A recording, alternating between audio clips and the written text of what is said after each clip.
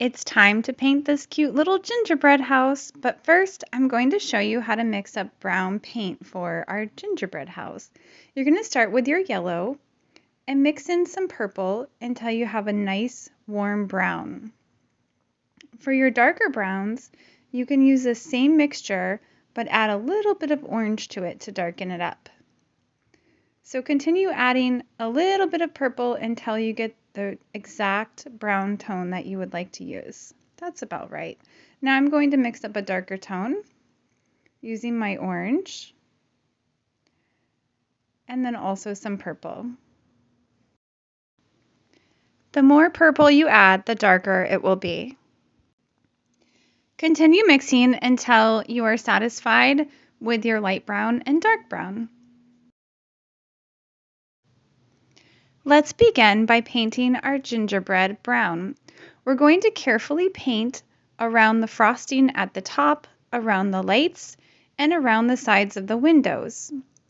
We're going to make the top of our gingerbread house a little lighter than the bottom. The bottom will be a little darker to show form.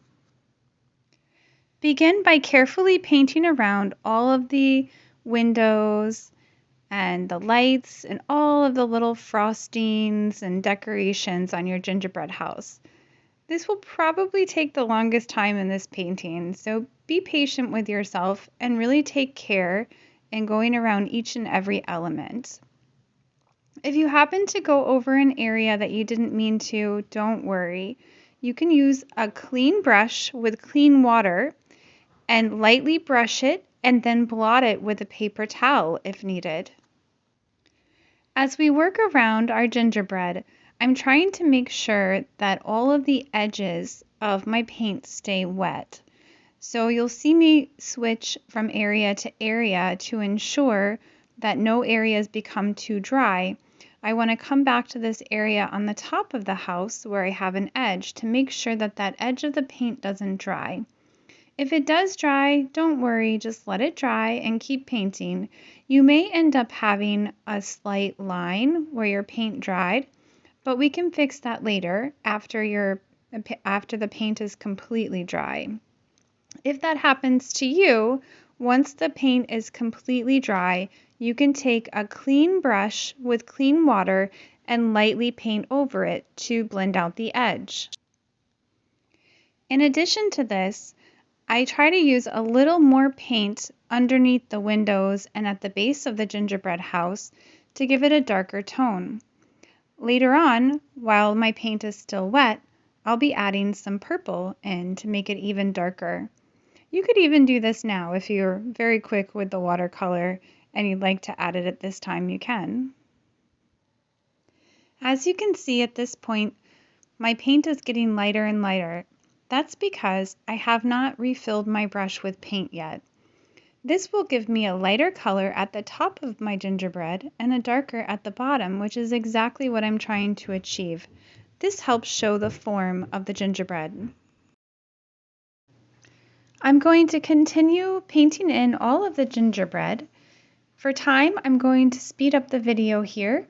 If you'd like to slow it down, you can use the option in YouTube to slow down the video, or you can pause in order to catch up.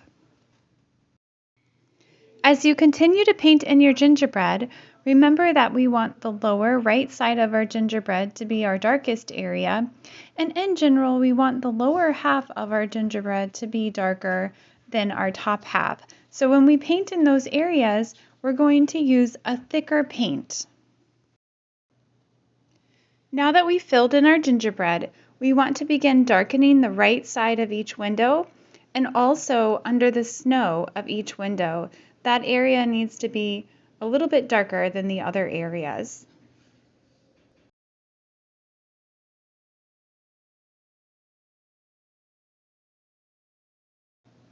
We'll also want to darken up along the right side of the door to show depth.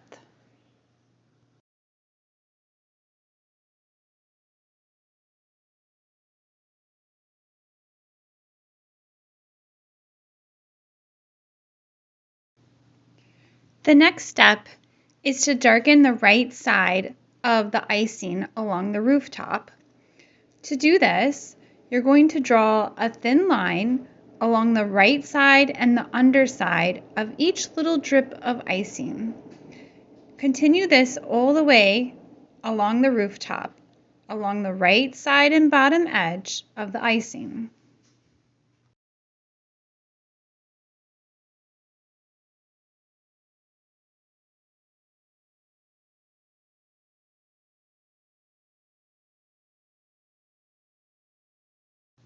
We'll also want to add a shadow along the right side and bottom edge of the peppermint candy. Using the same brown mixture, paint along the right side and bottom edge of the peppermint candy. This will help make our candy look 3D. Now it's time to paint in the chimney. We're going to use the same brown mixture and the same method. First, we're going to fill the space with a layer of brown. Be careful as you make your way around the icing. You can see that I overlapped a little bit and I'm just wiping it away with my finger. If this happens to you though, I recommend using a paper towel to blot. We'll want the bottom of our chimney to be a little bit darker than the top, just as we did on the house. And the area directly underneath the icing on the chimney should be a little bit darker as well. Once the chimney is painted in, I'm picking up some of my darker mixture of brown on my brush and I'm tapping it into the right side of the chimney in order to give it a darker look. So we want the left side of our chimney to be slightly lighter because that's the side facing the light, and we want our right side to be slightly darker. Now we'll brush in an even darker tone on the right bottom side of our gingerbread. We want to get this area nice and dark to provide the illusion of light on our gingerbread. Again, here I'm tapping, and first I tap in my darker brown mixture and then a little bit of purple to really give it a variation. On the left side of my gingerbread house, I'm first painting in with water because this side should be slightly lighter. After I paint in with water, then I will tap in some darker brown as well. If any areas on your painting have too much water, you can rinse your brush out, dry it, and then pick up the extra water with a gentle swipe of the brush as I'm doing here. You don't want to leave too many puddles of water on your painting or you'll get hard lines. At this point, let your painting dry before continuing on. You'll see why in just a moment. Now we will paint in the red of the peppermint and the berries. I start with the peppermint because that's up higher and I won't have to be careful to maneuver around the red berries while I'm painting the peppermint, which would be the case if I had painted the berries first. Simply go around your peppermint and paint every other area of your peppermint red. And as I pull my hand away from my painting, you can see on the right side of my painting what has happened. I accidentally touched the wet paint on the right side of the gingerbread, and then my hand touched the paper, which smeared paint all over the white area of my page where I don't want any paint. So I'm going to show you how to fix this. If this happens to you, simply clean your brush, dry your brush, get fresh, clean, clear water, and brush on this clean water onto the area that you don't want the paint to be.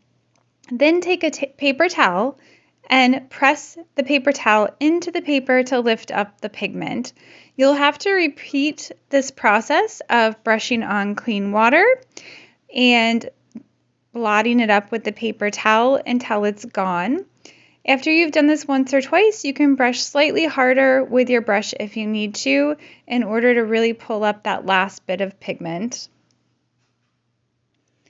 We all make mistakes, and this is a perfect example. Usually these mistakes are fixable, and even if they aren't, it's only paper. We can just try again.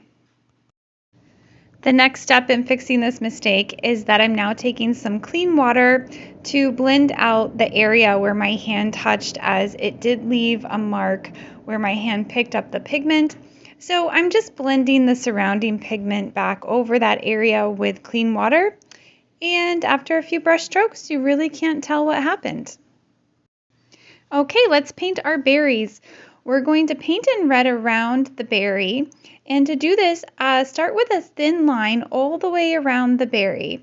Then as you come back around, you're going to want to leave a tiny white area on each berry. You can make it look like a white circle, or you could opt for a thin white line in the curvature of the berry, just as I did here.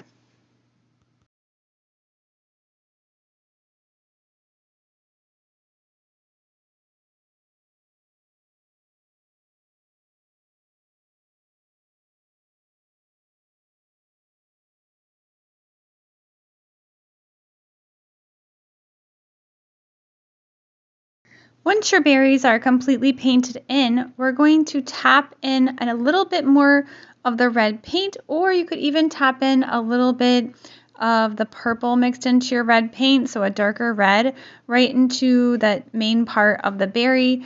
This will make the berry slightly darker in those areas that you're tapping it into, and it will help make the berries look more round.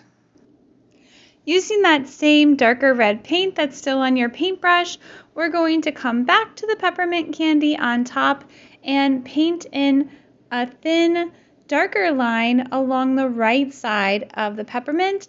This is going to help give our peppermint some shape. Okay, now it's time to paint in our windows. Using pure yellow on our paintbrush, we're going to paint in the window panes, so the middle parts of our windows, we're going to paint those yellow, just as you see here. We're going to paint all of them yellow, and we want to try to get a darker yellow toward the bottom of our window pane and a lighter yellow toward the top.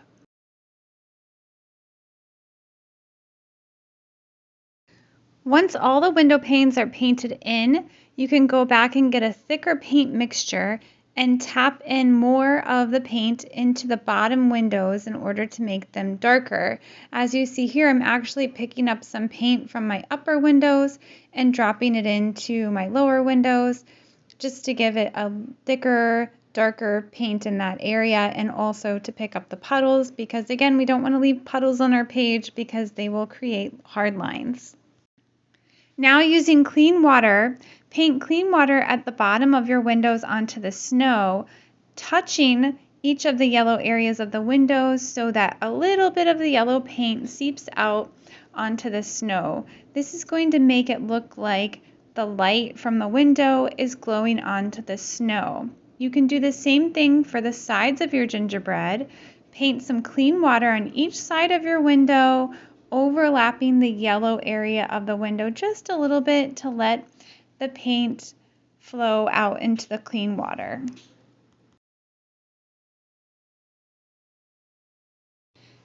Next, we're going to paint our snow. To do this, we also want to paint with clean water. So using clean water, use a side-to-side motion, swiping clean water on the area below your gingerbread. We're then going to pick up a very watery mixture of yellow paint and put that into the water that we just painted. So we get a very pale area of yellow just below the windows outside of the gingerbread house. You can blend this out with some clean water. I'm now adding a little bit more yellow paint so that we get a very intense glow on the snow. While that dries, we're going to start painting the icing on our rooftop. We're not going to paint the full area because the icing is white. We just want to paint the shadows of the icing. We're going to do this with a very watery mixture of our blue paint. We want to paint a thin line on the right side of each drip of icing, and we also want to paint a little thin line underneath each of our candy sprinkles on top of the icing. Continue doing this all the way around the rooftop and on top of the chimney.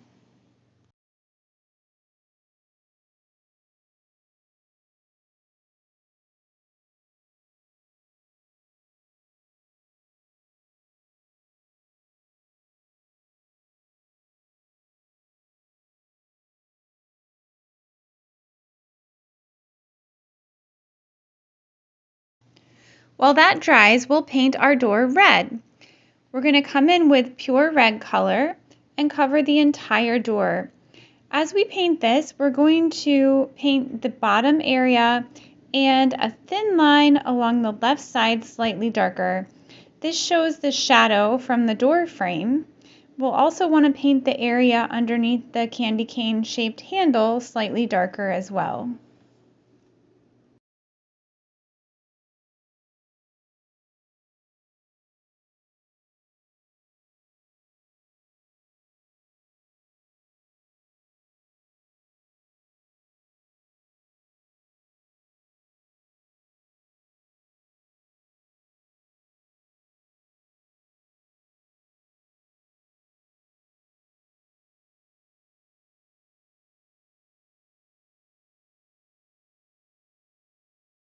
Now comes the fun part. We're going to paint in all of these sweet candy sprinkles on the top of our gingerbread house. We're going to paint these in a variety of colors, including red, orange, yellow, blue, and purple. As we go around and paint each one of these, you can decide which ones that you want to paint which colors, or you can follow along as I am. We're going to paint these in a similar way as we did the berries. We're going to paint a thin line around each candy, leaving a white area. It's very important to leave a white area as this will show the shininess of the candy and make it look more real.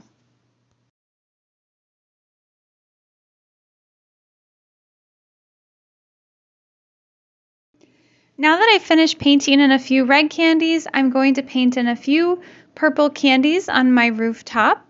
You can choose to paint all the candies one color or maybe two colors. This is your painting, so you can make it your own and paint the candies whatever color you desire.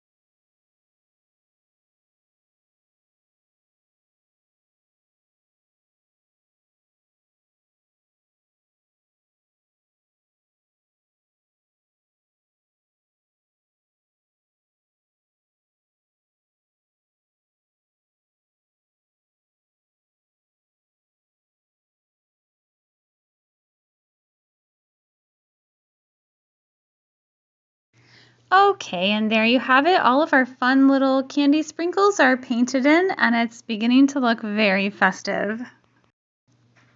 Using some watery blue, we're going to add a shadow onto our peppermint candy. To do this, we're just going to paint a thin line on the white areas along the right side of our peppermint candy. Now I'm going to show you how to mix up some green for the holly leaves. We're going to use our blue and yellow to mix green. Simply mix your blue and your yellow together until you have the desired green shade. If you want your green to be darker, add more blue. If you want your green to be lighter, you can add more yellow and also more water. This color looks great. Let's start to paint our holly leaves. As I began to paint in my leaves, my camera stopped recording. So here's what they look like after painting in a layer of green. Once the leaves are dry, we're going to use some darker green and outline the edges of our leaves and also the line in the center. We're just going to outline our leaves on the underside to show where the shadow would be. On the right leaf, we're going to outline a little bit on the right side as well, again to show where the light is coming from and where the shadow is. Now you can draw a line along the center line of your holly leaf. Using the same dark green, I'm going to paint the window frames around the window panes this dark green color. This will help emphasize the glow to have the contrast of the light yellow in the window and the darker window frame. This is an optional step, but you could also use a dark purple or a dark blue if you prefer instead of a dark green. We're just going to work our way carefully around the window frames and fill in green around them. Note that I paint the left window frame before I paint the right window frame. I do this so that it lessens the likelihood of my hand touching my paint. If you're left-handed, you might want to paint these in the opposite direction.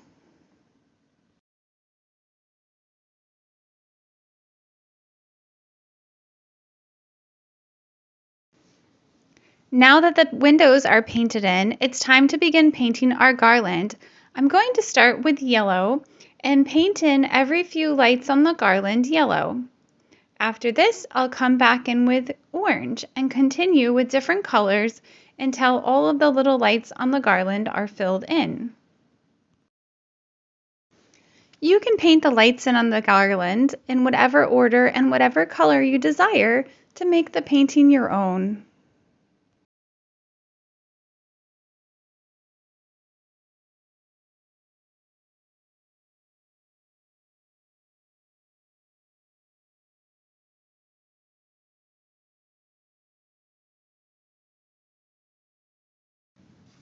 You could stop here if you like, but I'm going to paint in the walkway with a little bit of gray and a little bit of red to show the reflection of the door on the icy walkway. We're going to start by painting in a side-to-side motion just some plain water, and then I'm going to take some watery gray, well, watery black, which makes gray, paint and brush it on in a side-to-side motion. I'm going to put a little more paint closer to the door to show the depth of the sidewalk. I've decided that I want to make the snow a little more colorful around my gingerbread house, so I'm painting with clean water in the areas that I want to drop in some color. Next, I take some pure blue paint and paint it over the clean water.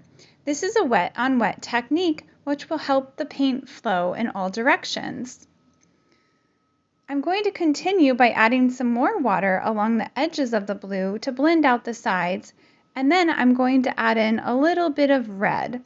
This will help reflect the color of the door shining on the snow. This also just makes our painting feel fun. And the very last step is to add a bit of red paint on the walkway. This serves as a reflection of the door. You did it! I bet your gingerbread house looks adorably sweet. I'd love to see your creations. If you've painted this along with me, please post it on Instagram and tag me so I can see what you created. If you've enjoyed this tutorial, please click the like button and subscribe.